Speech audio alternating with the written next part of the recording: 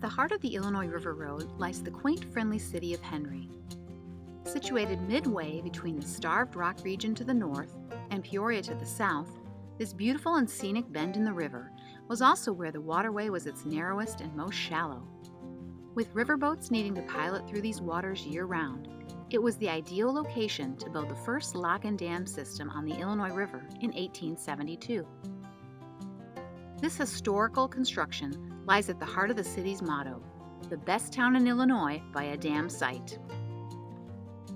While the lock and dam made navigation safer, it also gave weary travelers time to rest.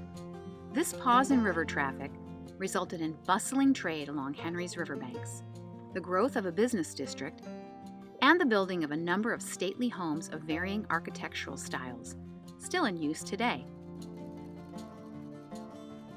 While the original lock and dam were removed in the late 1920s, visitors can still walk along the original walls and view the steel truss bridge that connects the Byway's east and west river routes.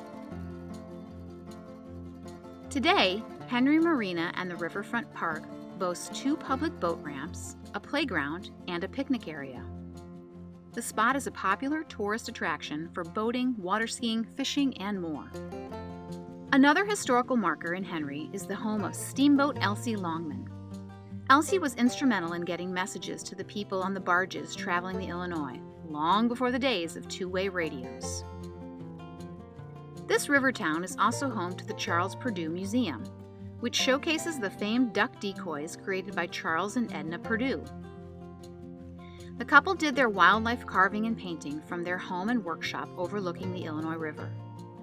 The property is now in the process of being restored as a memorial to these renowned artists. In Central Park sits a torpedo representing Henry native Captain John Cromwell.